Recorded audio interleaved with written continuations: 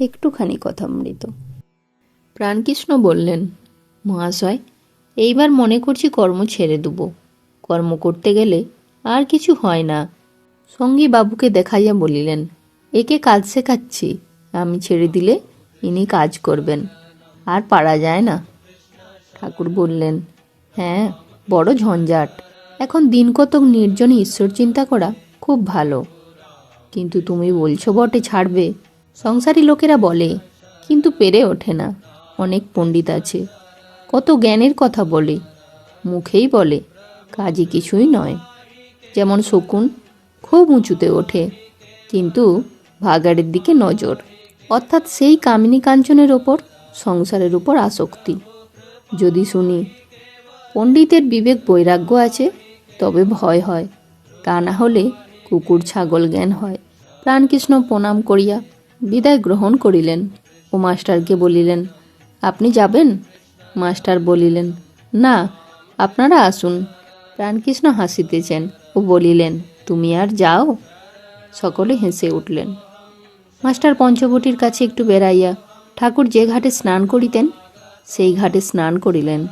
তৎপরে ভবতারিণী মন্দির ও রাধাকান্ত দর্শন ও প্রণাম করিলেন। ভাবিতেছেন, শুনিয়াছিলাম ঈশ্বর নিরাকার, তবে এই প্রতিমার সম্মুখে কেন প্রণাম? ঠাকুর শ্রীরামকৃষ্ণ সাকার দেবদেবী মানেন, এই জন্য? আমি তো ঈশ্বর সম্বন্ধে কিছু জানি না, বুঝি না। ঠাকুর যেখানে মানেন, আমি কোন ছাড়, মানতেই হবে। মাস্টার ভবতারিণীকে দর্শন করিতেছেন। দেখিলেন বাম হস্তদ্বয়ে নরমুণ্ড ও অসি, দক্ষিণ হস্তদ্বয়ে বরাভয়, একদিকে ভয়ঙ্করা ও আর একদিকে মা ভক্তবৎসলা, দুইটি ভাবের সমাবেশ। ভক্তের কাছে, তার দীনহীন জীবের কাছে মা দয়াময়ী, স্নেহময়ী। আবার এও সত্য, মা ভয়ঙ্করী, কালকামিনী। একধারে যেন দুই ভাব, মাই জানেন।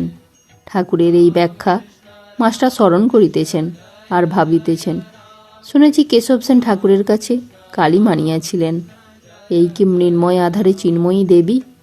কেশব এই কথা বলিতেন। এইবার তিনি ঠাকুর শ্রীরামকৃষ্ণের কাছে আসিয়া বসিলেন। স্নান করিয়াছেন দেখিয়া ঠাকুর তাহাকে ফল মূলাদি প্রসাদ খাইতে দিলেন।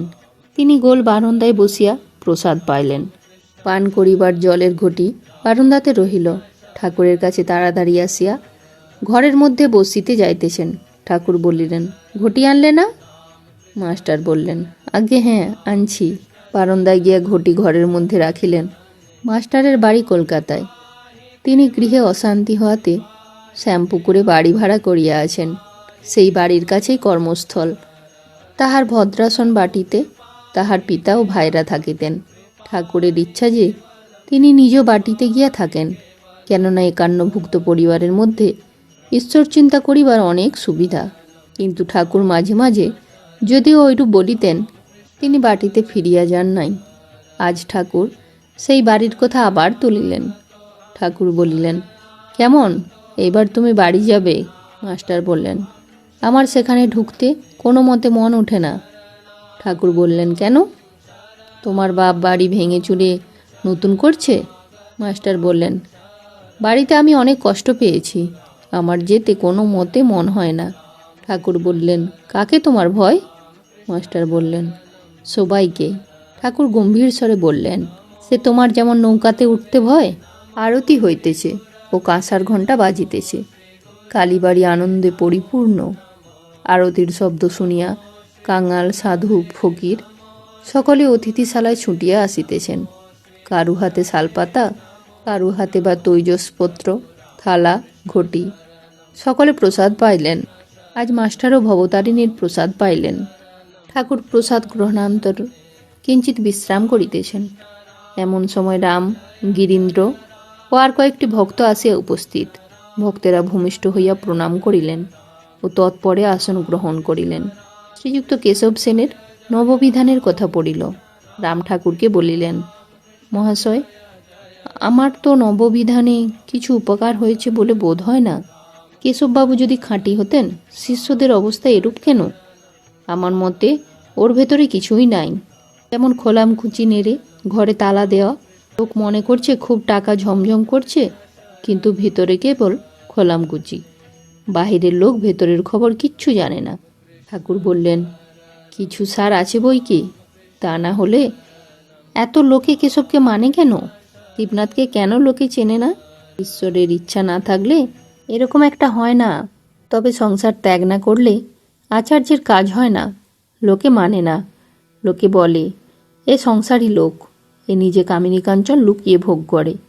আমাদের বলে ঈশ্বর সত্য, সংসার স্বপ্নবৎ, অনিত্য। সর্বত্যাগী না হলে তার কথা সকলে লয় না। ঐহিক যারা কেউ কেউ নিতে পারে।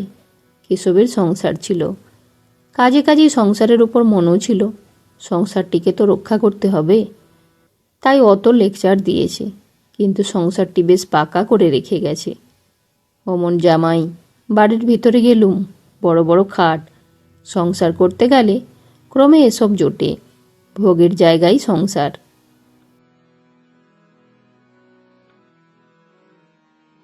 যদু শ্রীরামকৃষ্ণ।